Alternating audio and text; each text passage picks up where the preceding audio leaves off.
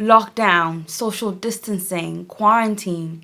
These are terms that have become a part of our lexicon since the start of the coronavirus pandemic. We're about to experience the greatest pandemic of the generation since polio. Italy's government took the extraordinary step of locking down much of the northern part of the country. The positive impact of social distancing. Since the first case of the coronavirus was reported to the World Health Organization on December 31st, 2019, more than 2 million people have been infected worldwide. Nearly 4 billion people around the world, or about half of humanity, have been placed on varying degrees of lockdown. So how are people around the world coping with this drastic change to our lifestyle? And what will life look like when this is all over?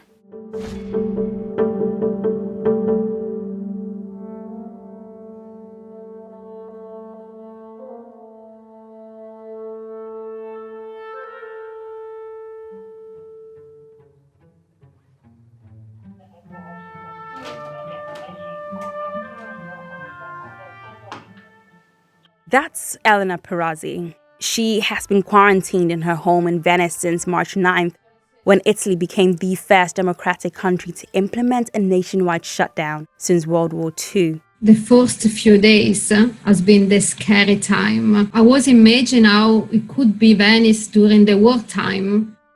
And then I realized it never been like this. This moment of the history is unique. The city never been so empty. During the war, everybody are affected in some way. During this virus, everyone live in a different way. Everyone got his own reality. No matter what happened in the war, you never die alone. From morning to evening, could you describe what you do? Yeah, I just get out to start the day and to feel the difference between day and night. I prepare my breakfast, I work a bit at my computer, and I study a bit. Shortly after Italy's full lockdown, other European countries followed as well. The restrictions included a ban on public gatherings, school closures, and a shutdown of all but essential businesses. But why a lockdown, and what makes it effective? The purpose of a lockdown is to break the chain of transmission through social distancing. This will reduce the average number of infections from a confirmed case. So in theory, under a lockdown, a confirmed case would go on to infect only one other person, or even better, 0. That's better than that person infecting 2, 3, even 4 other people, which is the average reproductive rate of COVID-19. Take a look at this graph. It shows the trajectory of cases in 2 separate cities in Italy, Lodi and Bergamo. Lodi instituted a lockdown on the 23rd of February and Bergamo on the 8th of March. By then, the daily total number of new cases in Lodi had begun to stabilize, while those in Bergamo spiked. Across the border, the French are also under lockdown. I caught up with Jessica Ligero, who has been isolating with her boyfriend Marcelo Anjos in Paris since the government instituted its lockdown on March 17th. That day, it was crazy. People running to buy things. Pasta and toilet paper were starting to end, but there were still a lot of things to buy. But the queues to the lines to pay were like endless. Whenever you have to go out, you have to sign a certificate and like saying where you're going, what you're doing. Just you can only do the things that they listed.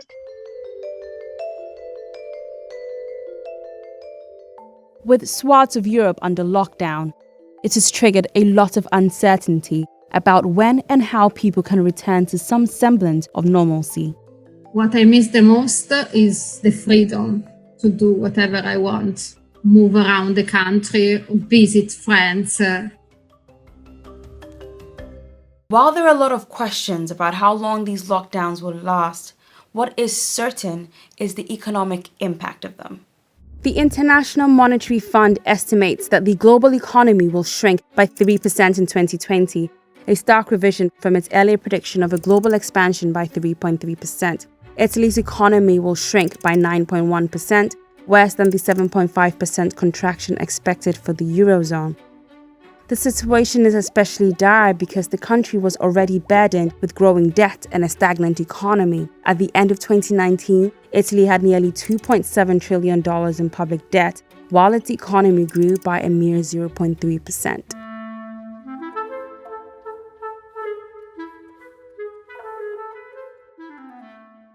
How much a month do you think you are losing or you've lost because of the lockdown? €3,000 easily. As the lockdown takes its toll on economies, many countries are hoping to ease the restrictions gradually, including Austria, Denmark, and Norway. But even as thousands of shops reopened in Austria, its government warned that the country is not out of the woods just yet. Despite having fewer infections and fatalities than its neighbors, the government is treading cautiously. The Alpine nation outlined a gradual reopening of the economy in mid-April, starting with garden centers, home improvement stores, and shops no more than 4,300 square feet, or the size of roughly 2 singles tennis courts. Austrians will still have to adhere to social distancing rules and are advised to wear masks when shopping. Whether Austria's plan to reopen the economy will leave a bitter aftertaste remains to be seen, but the World Health Organization's Director General has cautioned against opening too soon and risking a deadly resurgence of cases. Lifting restrictions too quickly could lead to a deadly resurgence. The way down can be as dangerous as the way up if not managed properly. But the Austrian Chancellor cited the need to fight for every job as the reason for pressing on with the reopening of the country's economy earlier than others.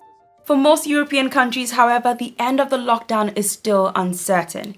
But Jessica and Elena are already creating their to-do list for once they're out of quarantine.